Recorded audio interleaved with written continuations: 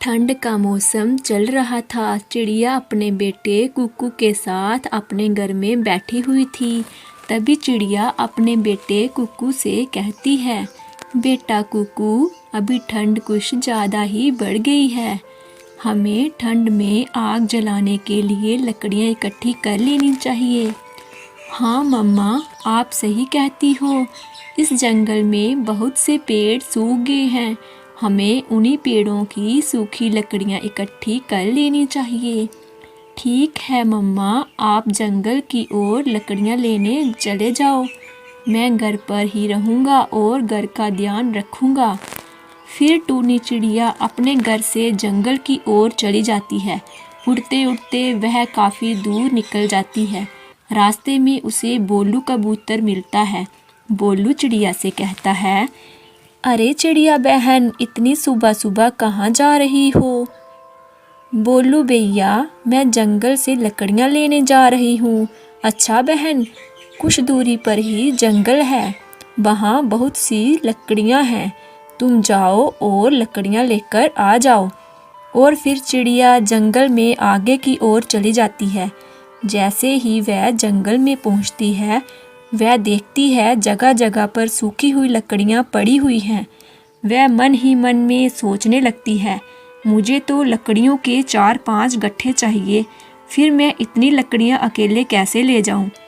तभी उसे एक आवाज़ सुनाई देती है, चिड़िया रानी, मैं आपके मन की बात को समझ गया हूँ। मैं आपकी मदद ज़रूर करूँगा। वह आवाज़ जादुई पेड़ की थी।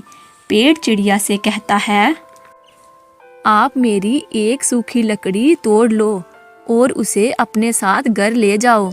जब भी आपको लकड़ियों की आवश्यकता पड़े, बस आपको इस जादुई लकड़ी से इतनी बात बोलनी है, छोटा सा कच्चा आम है खट्टा, दे दे जादुई लकड़ी मुझे एक लकड़ियों का गट्ठा।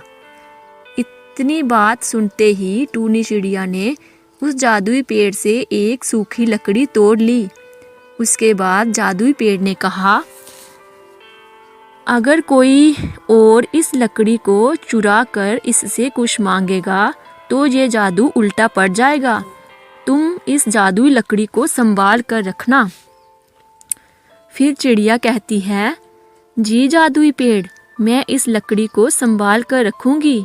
और फिर चिड़िया अपने घर की तरफ लौट आती है। जब कुकू ने देखा उसकी माँ सिर्फ एक ही लकड़ी जंगल से लेकर आई है, तो उसने अपनी माँ से पूछा, मम्मा ये क्या, आप इतनी दूर जंगल गए थे और वहाँ से केवल एक ही लकड़ी लेकर आई हैं? ये सुनकर चिड़िया कहती है, बेटा कुकू, ये कोई साधारण लकड़ी नहीं है, ये एक जादुई लकड़ी है। इस लकड़ी से हम जितनी लकड़ियाँ चाहें मांग सकते हैं। बस मुझे एक मंत्र बोलना होगा, छोटा सा कच्चा आम है खट्टा, दे दे जादुई लकड़ी मुझे लकड़ियों का गट्ठा।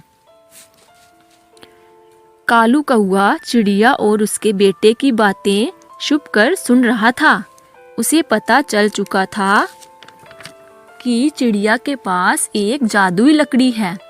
फिर कालू वहाँ से चला जाता है और इसके बारे में अपनी पत्नी गोरी कौवी को बताता है। अरे गोरी, सुनती हो, उस चिड़िया के पास एक जादुई लकड़ी है। मैंने चिड़िया और उसके बेटे कुकू की सारी बातें सुन ली हैं। बस एक मंत्र बोलकर उस लकड़ी से कुछ भी मांगा जा सकता है। ये सुनकर गोरी कौवी कहती है, अच्छा कालू जी, जादुई लकड़ी, बस आप मुझे वो लकड़ी लाकर दे दो। हाँ हाँ गोरी, क्यों नहीं। जब चिड़िया और उसका बेटा कुकू अपने घर से बाहर जाएगा तो मैं पीछे से उस जादुई लकड़ी को चुरा ले आऊँगा। इतनी बात सुनकर गोरी बहुत खुश हो जाती है। एक दिन जब चिड़िया और उसका बेटा अपने घर से बाहर जाते हैं तो कालू कौवा उस लकड़ी को चुरा कर ले जाता है। अरे गोरी, देखो देखो, मैं लकड़ी चुरा लाया। अब हम जो चाहें वो मांग सकते हैं इस लकड़ी से। हाँ हाँ कालू जी, अब हम भी अमीर हो जाएंगे। कालू जी, अब देर मत करो, आप भी उस मंत्र को पढ़ो और मेरे लिए एक सोने का नेकलेस मांगो इस जादुई लकड़ी से। अच्छा गौरी। फिर कालू उस मंत्र को बोलने लगता है, छोटा सा कच्चा आम है खट्टा, दे दे जादुई लकड़ी मुझे एक गले का नेकलेस। इतना बोलते ही उस जादुई लकड़ी ने कालू को पीटना शुरू कर दिया। कालू चिल्लाने लगा, बचाओ बचाओ, और उड़ते हुए चिड़िया के घर की तरफ भागा और कहने लगा, चिड़िया मुझे इस जादुई लकड़ी से बचा लो। मैंने गौरी की बातों में आकर इस जादुई लकड़ी को तुम्हारे घर से चुरा लिया था। मुझे माफ़ कर दो टूनी चिड़िया, मैं दोबारा ऐसा कभी नहीं करूँगा।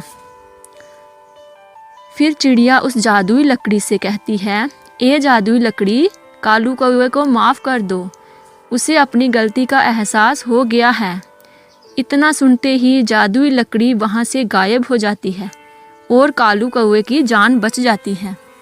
इस कहानी से हमें ये शिक्षा मिलती है कि हमें कभी भी लालच नहीं करना चाहिए।